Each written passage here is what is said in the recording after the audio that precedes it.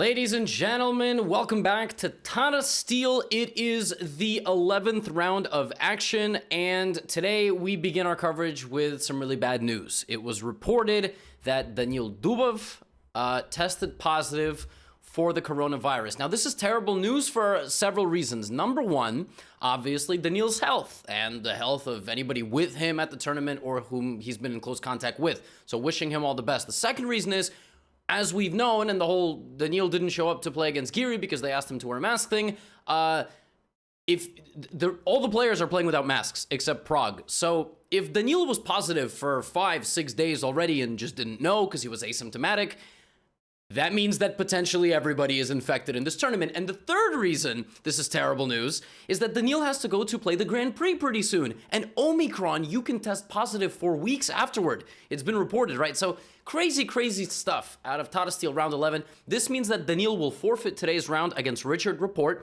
He will forfeit against PRAGG. I believe that's his next opponent. And he will forfeit his last round game against Magnus Carlsen. And this is important because somehow he forfeited against Giri, Magnus, and Rapport, and those three are in the top 3 spots. So somehow he gave all of them a charity point, and it's actually kind of fair in the end of things, but everything standing up until this point will stand. So all his results will be rated. That's just the way it's gonna go, even if he was, I guess, under the weather. So crazy times. We are going to begin today with Magnus Carlsen versus Vidit Gujrathi. I know I'm mixing it up a little bit. Beginning, I was putting Magnus's game at the end, but listen, you guys have been watching about 20 minutes of every recap, so that's amazing. That's the watch time. I saw a comment from Zigzag Power. I'm sorry if I'm not saying your name correctly. Maybe I should have researched that prior, but there was a person with a verified YouTube account saying I should check my watch time. So you guys have been watching a lot of the recaps, even wherever Magnus's game is. Let's get into the games today. So Magnus against Vidit, we have the entire country of India, over 1 billion people, probably not all of them, but most of them watching this game. And we have just a relatively standard notice. Magnus did begin with a bishop's opening, but it's just a normal Italian. And here, we usually have this. We have a transposition to the gioco pianissimo and a very long maneuvering game. However, we have knight c3. Now, if you've been paying attention throughout the coverage of this event, this kind of setup was seen yesterday, I believe, in the game Yesipenko versus Jordan van Foest, who has the honor of having the last round game today. So Jordan played a really wild game today. And this setup, as both players play their A and H pawns to various positions, makes this kind of position take a totally different nature. E4, E5 games in general are full of tons of maneuvering by both sides, a jostling on the queen side of either white trying to expand or black playing A5, preventing anything from coming to B4, also making sure this bishop can get away if it ever tries to get chased down. I mean, there are just so many nuances. Obviously, both players take away the square from their opponent to pin their knight, and A4 prevents this move and is just a different way of playing this position. After D6, we have bishop E3, and we have the following trade. And this already is extremely low in terms of theoretical number. However, you know what's interesting? A player who has played like this many times with white is Levan Ranyan. So Magnus, Magnus could have obviously done his own research prior to those games by Levan, but seems like he really likes what Levan has brought to the table here. Levan's played this multiple times. The most recent time in December 2021 in none other than the World Blitz Championship against none other than Anish Giri. So in that game, Giri played, I think, knight back to b8 with the intention of going to d7, and Giri went on to lose that game, although obviously it's blitz, so it's a little bit different than classical. And Timur Rajabov played something else, and I can't remember what. I think Rajabov played knight a5 to try to go for this bishop and force it to move. But Vidit plays a move that's never been played before, so Vidit must have seen that game. And Vidit must be familiar with the move d5 because it's a very forcing move. You don't play a move like that unless you're 100% certain you're going to get into a good position. So ed5, knight d5, queen d2. And Vidit kind of shows the point here. It's to trade immediately and play the move queen d6. So Vidit showing just really tremendous preparation throughout this event. He has been in trouble in one game in the opening. Maybe you can call it trouble against Jordan. You remember that game? No? Just lie to me. Just, say you do. Knight d2, and the point is to reroute the knight to the middle, and Vidit plays f5. So far, both guys playing top engine moves, which is one of the reasons the evaluation is 0.00. They are playing the best way. Chess played the best way between two engines should be a draw. Should be, not always. So, bishop e6, queen e6, and Magnus decides to trade into a queenless middle. I mean, obviously, this is kind of an endgame now with a very imbalanced pawn structure. The point is now that white obviously has a bit of a weak A pawn, but white has this, so that's always going to be nice. These pawns are a little bit overextended, like in the sense that they have to be protected. You can't just let them hang, so you got to keep an eye on them a little bit. So there's going to be pawn jostling and jostling of this knight. Like this knight getting to the c5 square would be outstanding for white. What is Vidit going to do? Vidit plays e4. So Vidit chooses not to keep his pawns there. He actually just forces them into Magnus's position. What is the point? If Magnus just takes on e4, look at what happens to Magnus's structure. That's catastrophic. So you can take one damage to your structure, but you probably cannot take one like there is in the middle of the board, because, for example, takes even fe4, and let's say like this, I mean, how do you protect your position? Rook f4, g5, you might even suffer. But even if black plays just regular improving moves, Magnus is frozen. He has no movement. So Magnus chooses not to go for this, and Vidit is like, no, I insist. So Vidit doesn't even wait for Magnus to regroup, reconstruct his position. He tries to solve everything forcefully. Now, admittedly, the move f4 is actually an inaccuracy, and Magnus here could have played something incredible, which is not moving his rooks, his knight, or his pawns. King f2, confidently marching to the defense of this pawn, and it's even worse than that, because let's just say you give black a random move here. You can play something, for example, like g3, and you force this pawn to go somewhere. If this happens, e4 falls. You can't lose the e4 pawn in any variation, but also there might be an idea to put the king on e3. Something like this. There might be some idea in the future to bring the king to the middle and defend everything, and now this pawn will absolutely fall. It doesn't quite work because I guess black can take on d4, but that's the idea, that you will play king f2 like this, and you will try to get a winning structure. King f2 is an incredible move, and it can lead to some really insane variations, where black sacks the knight, wins it back, gets into a rook endgame, but white is better here. White is better here because actually of this open file. That, like, no joke, a5 and the opportunity to create a weakness. So Magnus's whole idea was very deep. It was very deep. He just doesn't go for king f2. I guess he saw something, he didn't like it. And you said, Levy, well, you said this was not good. It's not. But there's enough life in the position, right? So it's still rook knight 5, rook knight 5.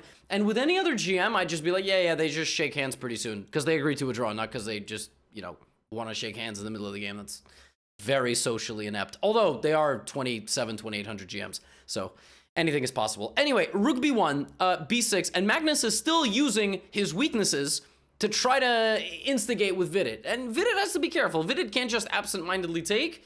Now Magnus has the b file. The a pawn is a bit weak, right? So Magnus is more active. So Vidit rotates the rook over, takes, and obviously threatens stuff on the king here. So Magnus will move his king out of the way in a moment. But instead he plays c4 with, there's no useful discovery. Actually, double check is interesting, but the knight is stuck, and then you lose this pawn.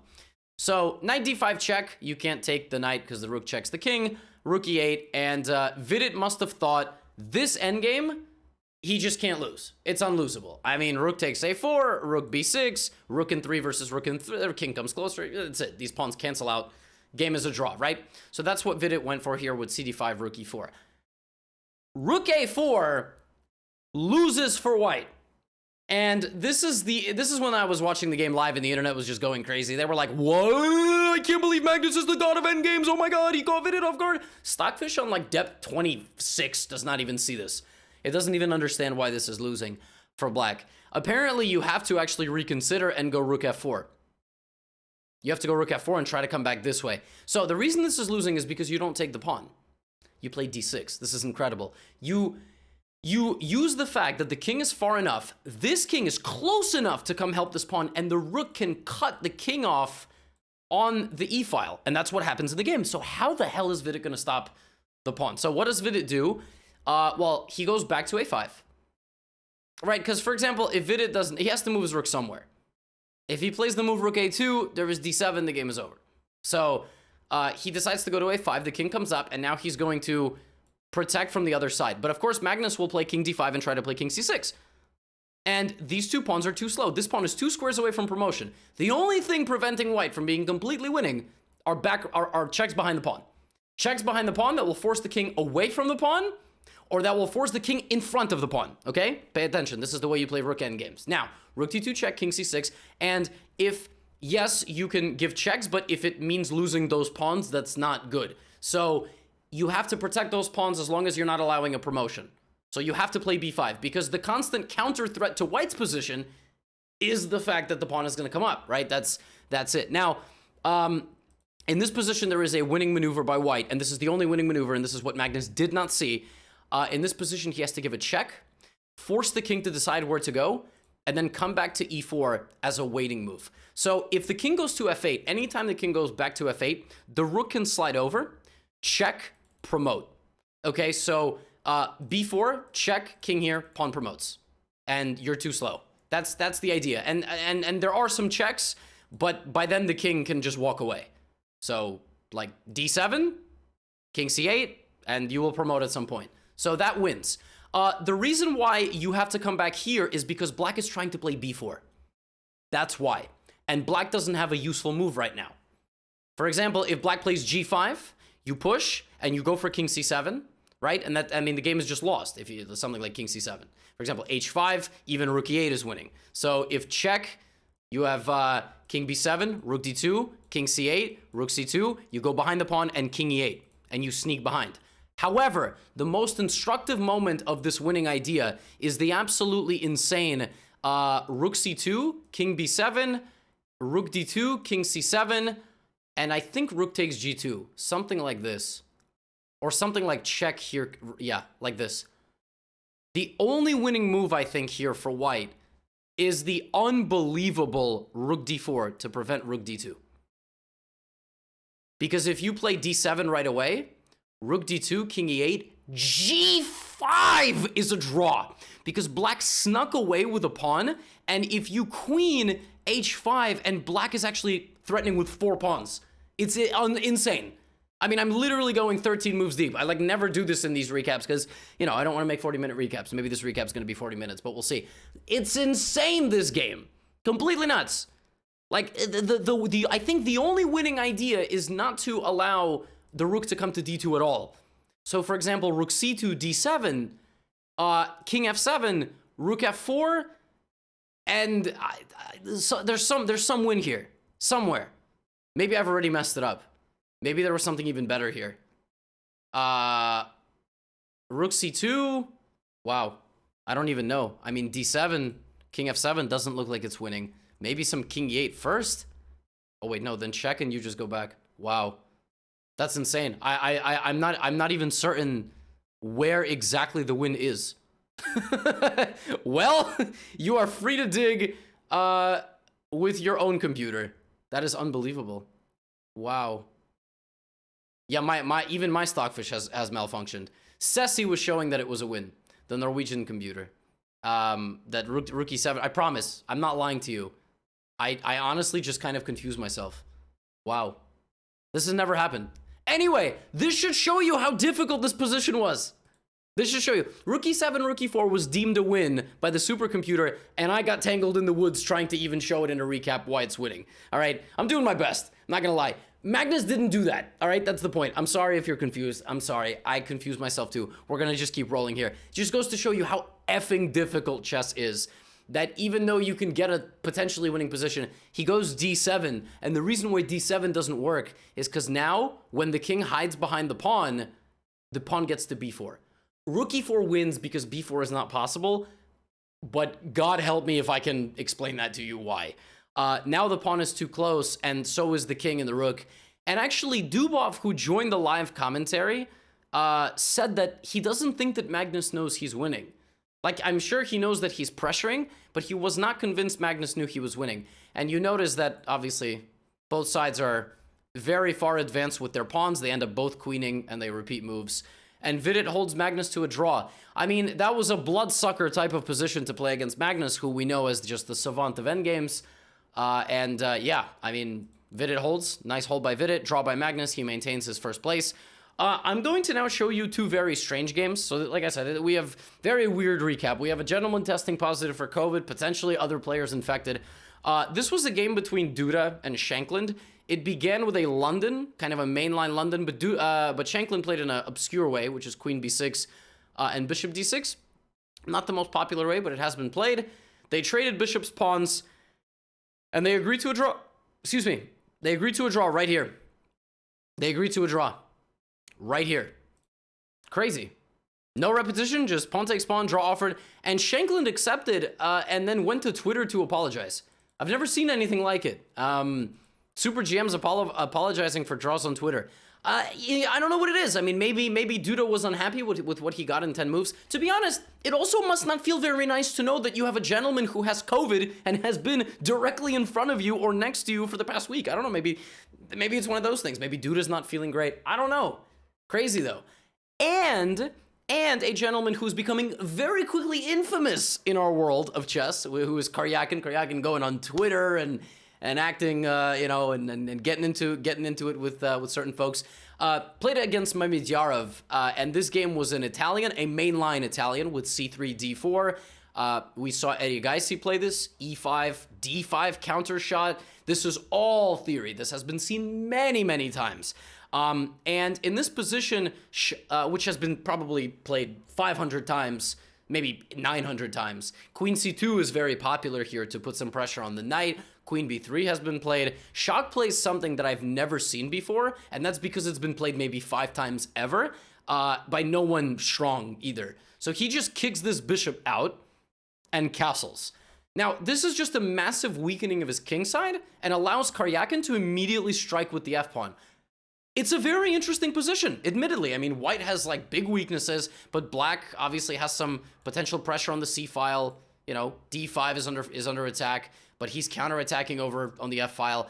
But Svidler and Gustafsson from Chess24 were refusing somehow to look at this game, and they actually predicted its conclusion.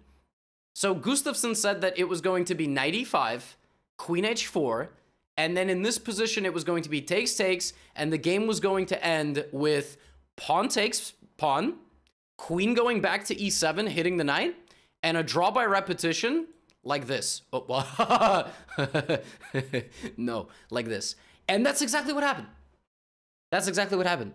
Out of nowhere, they shuffled back and forth and made a draw. And they actually also were talking about the fact that Mamedyarov and Karyakin make these kind of draws very often, conveniently repeating moves out of nowhere. And that obviously caused another uproar. Stop inviting these players who are just going to make draws, you know, blah, blah, blah, blah, blah, blah, blah. Yeah, I mean, I told you I was going to show you two very strange games. Draw offer in 10 moves. Kind of understandable from Duda and Shankland because they don't usually do that. I mean, I've never seen Duda do that. I've never seen Shankland do that, but I hope they're both okay. I hope everything's all right. This one also kind of shocking. Anyway, folks, rather than a 40-minute recap with 6 decisive games or whatever, we got 2 more games to get through. This game between PRAGG and Fabiano. PRAGG trying to come off of the win with Vidit and now get a win versus Fabiano and just feel like the king of the world. This one, an interesting one, very early, a semi-Slav defense. We don't see this very often. The semi-Slav is not what you see very often in this position at the top level. You see a lot of Queen's Gambit declined.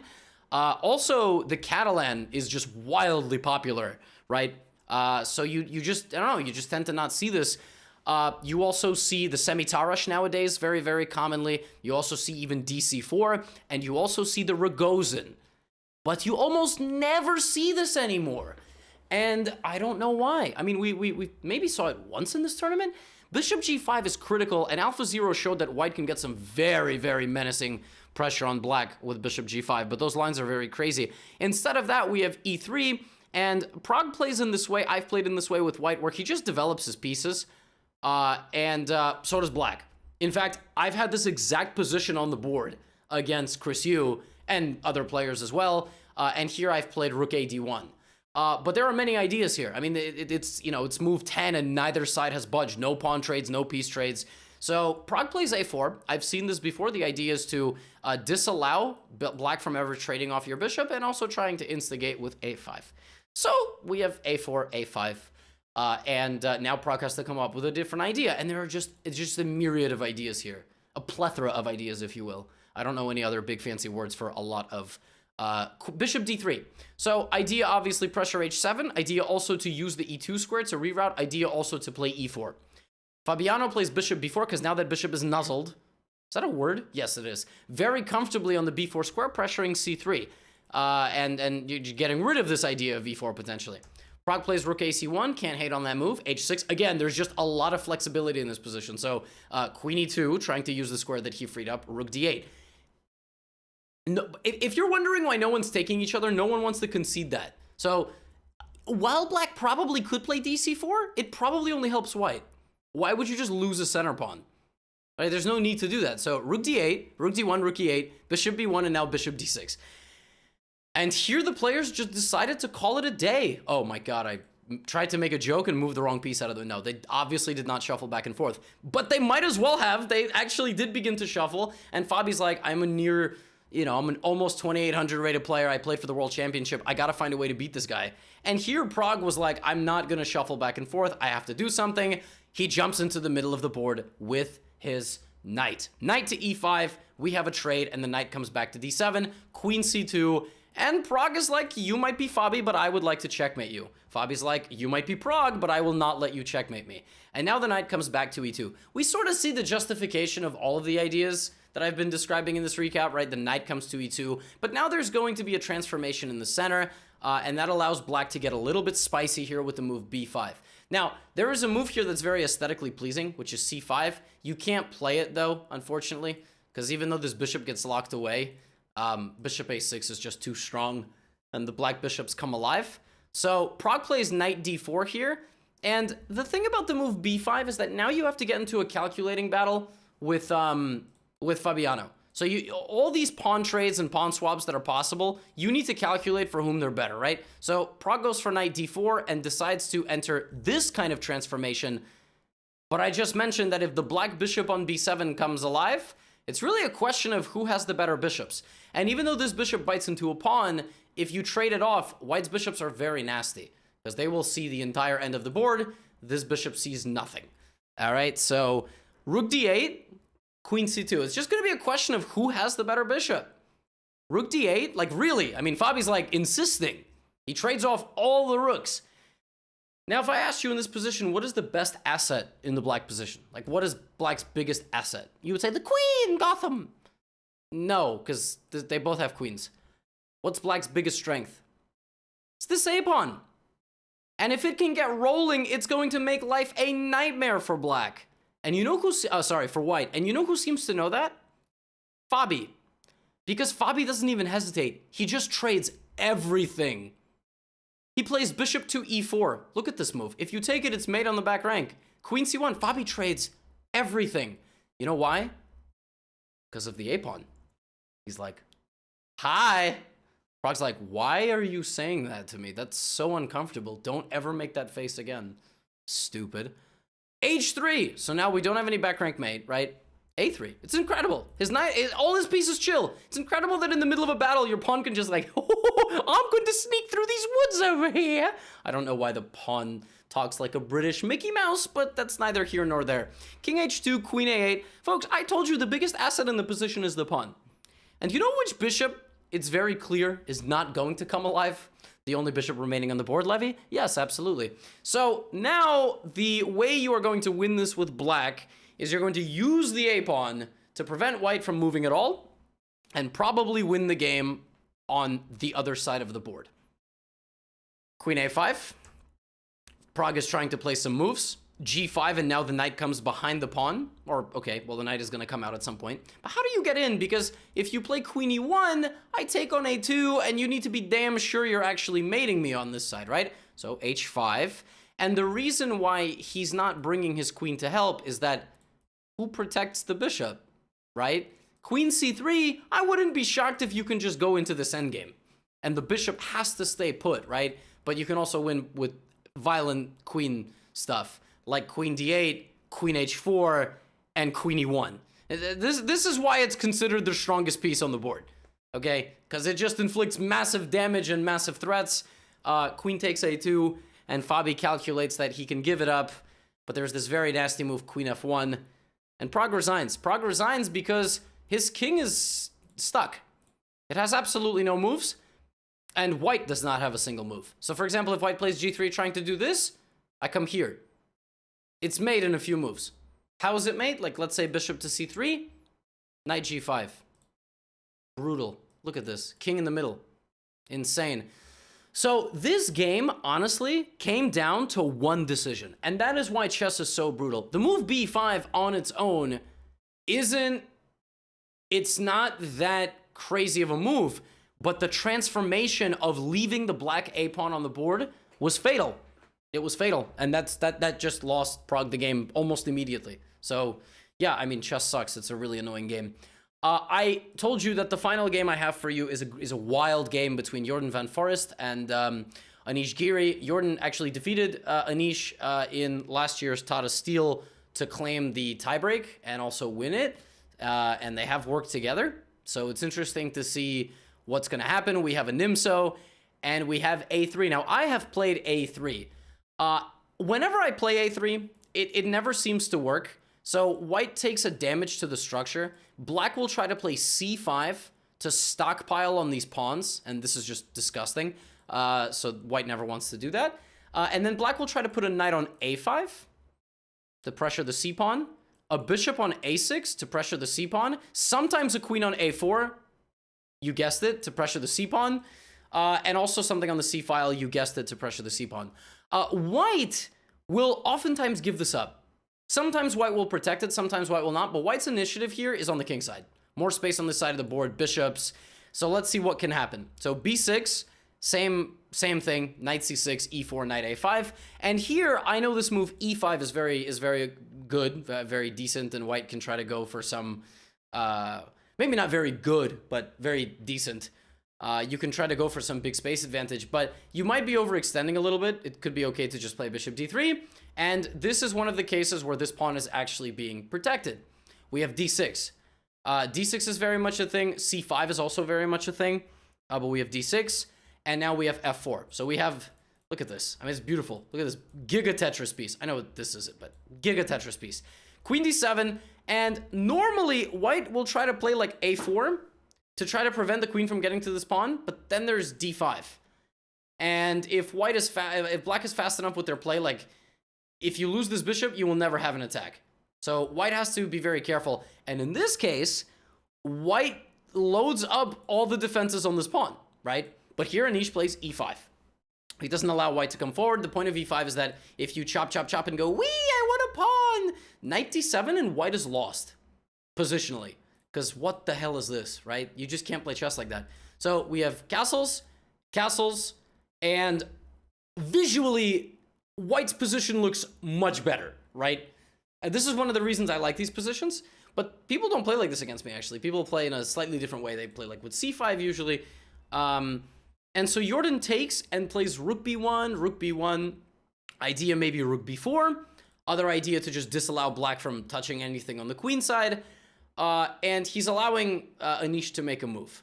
So if Anish takes on d4, white can take back, but white can also play e5 and win the game on the spot. White wins the game on the spot because if you put all your pieces on the edge of the board and they don't actually fulfill their duty, you just lose.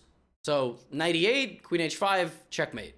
Queen e4, queen e4, fork, checkmate. You just lose. Trust me, it's like +5. You lose. You just can't play like this. So Anish, what Anish tries to do here is rather than retreat, because he's already committed, and rather than bring a rook to a kind of seemingly useless square, he plays for c5. But he plays for c5 slightly late, right? And visually, if I'm looking at this, the move d5 looks like what you want, but black will play knight e8, knight d6, and white loses. White gets none of the attack because the center is closed. Black plays knight d6, black succeeds in his mission, black wins the game. So everything in this position hangs in the balance of one move. And my man Jordan van Forest says, you want to play knight e8, knight d6? Oh yeah? And here Jordan pulls like a little brother kind of thing. It's like, oh, you want that toy? Well, I'm gonna break it. You can't have it, I can't have it, nobody can have it. He just takes on f6. Rook takes knight. Pawn takes. But now, he'll play queen f3, threatening this, and probably this is the final moment that Anish should take. He needs to open the center. He needs to just be brave. Be brave, open the center.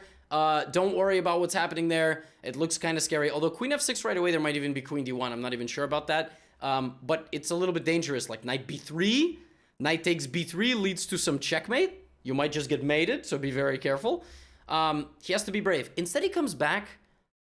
And do you see the problem? The entire black position was based on c4. By sacrificing and killing black's play completely with rook b1, controlling this, the game is now Jordan's.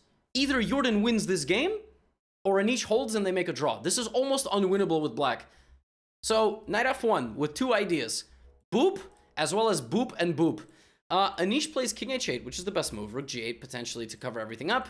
Knight goes to e3. Bishop comes back to c8. And white plays bishop d2 with the very obvious idea of rerouting this way because you can't do anything else. Now Anish has to find a defensive setup. Anish has to find how he's going to play defense here. For example, he can play bishop d7, bishop e1, and try to play f5. f5 is what the computer prefers in a lot of these positions. It wants white to take, plug the square, and black blocks the position like this.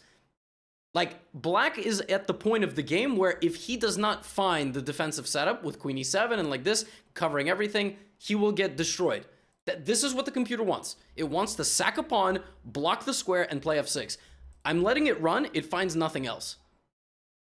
So, rook g8 is what Anish plays, and he tries to be a little bit more active, right? A little more active than just putting a pawn on f5, okay? He tries to, he tries to have a rook here and getting something on the h-file.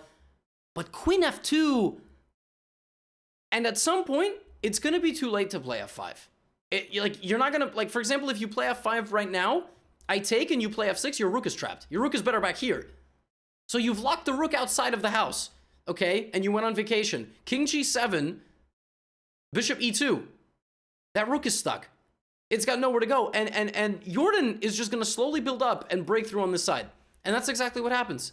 Rook g6, h3. And by the way, if you're wondering whether that can be taken, it can. But the idea is to do this. So he takes, but bishop h5. Bishop h5, and it just doesn't matter. He takes on g6. And bishop f6. And the house is collapsing. I mean, Jordan has arrived, ladies and gentlemen. He has arrived. If this knight ever moves again, it would be a miracle, right? I mean, the entire black game plan did not succeed in this opening. And some openings are on a knife's edge. Not like the Vidit Magnus game where there's opportunity to maneuver and trade pieces.